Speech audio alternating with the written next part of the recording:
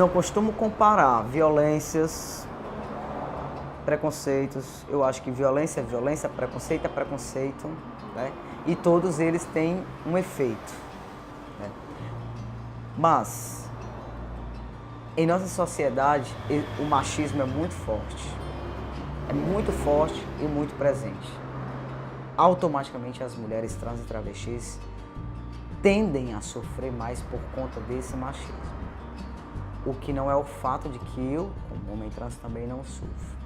Porque o machismo, ele ataca não só as mulheres, ele ataca os próprios homens cis, os próprios homens trans, quando jogam a uma normatividade, a uma prática normativa da masculinidade como padrão único, né? E aí esse padrão único está fora todos aqueles, né, que não pertencem ao que é o chamado padrão do masculino ideal, né? Então automaticamente esse padrão, ele é um padrão também dentro da escala da pirâmide, o padrão acima de tudo, então vai massacrando tudo. Vai massacrando todas as outras pessoas. Nesse sentido, eu entendo e compreendo perfeitamente, né, as dores vivenciadas pelas travestis e pelas mulheres trans de uma forma muito mais profunda e densa do que nós, homens trans. Agora, como eu havia dito, falar de violências, falar de preconceitos, não tem como a gente dizer o que é mais violento, o que é menos violento, né?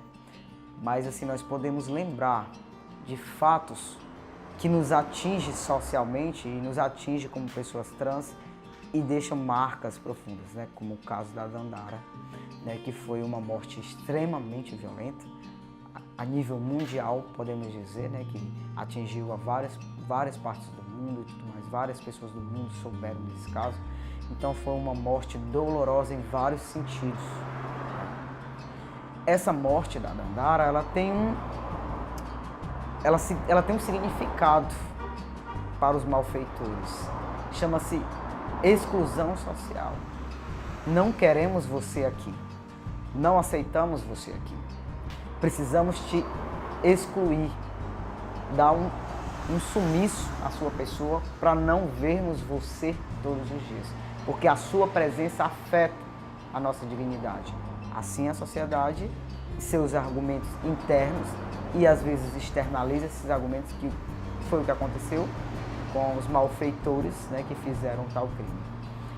Mas assim como aconteceu esse crime de transfobia, essa violência de transfobia explícita na sociedade, eu também vivenciei isso dentro da universidade com uma professora que, ao me matricular na disciplina, né, alguns dias depois eu recebo um comunicado da coordenação, né, a professora pedindo para que me retire de sala de aula porque a minha presença afetava a sua dignidade. Eu entendo esse processo muito parecido com o da Dandara. Eu não fui espancado como a Dandara foi espancada com pau, não levei tiros, né, não fui violentado sexualmente, como aconteceu com ela e acontece com outras meninas trans, travestis nas ruas e tudo mais. Não passei por esse processo físico, mas eu passei também pela exclusão social, pelo processo que a sociedade diz: não queremos você aqui, precisamos que você saia desse ambiente. Como a gente tem que imaginar todos os lugares, né? Eu não tenho que ser bem-vindo só porque é uma universidade. A Dandara e todas as pessoas trans temos que vivenciar a sociedade em todos os seus aspectos, em todos os seus âmbitos, em todo âmbito, né? Em todos os âmbitos. Então, ou seja, a morte da Dandara significa o processo de exclusão social. A sociedade está tirando, expurgando, para não mais ver. Isso é a transfobia.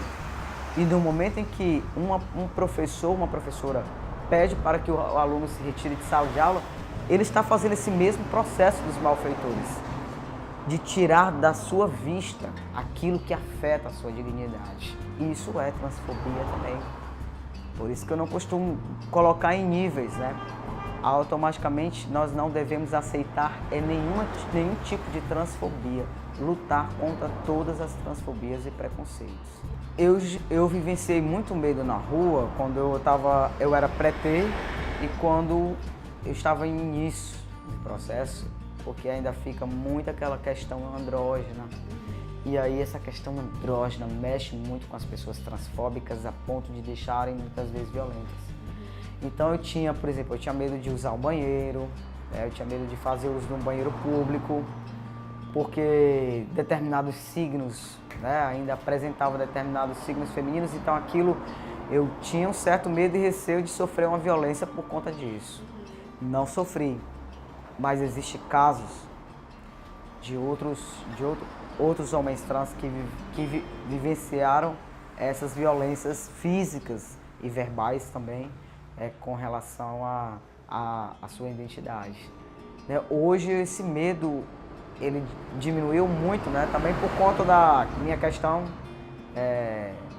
do meu processo, já está bem marcado no sentido dos signos e tudo mais, então eu sofro menos, mas ainda sinto alguns temores, por exemplo, de usar determinado banheiro, onde os banheiros masculinos normalmente são aqueles mictórios, onde não são reservados, entendeu? Então aí fica muito complicado a gente fazer uso de um mecanismo daquele, onde é uma tecnologia de gênero voltada unicamente para um homem cis, se é que pode dizer se isso é tecnologia.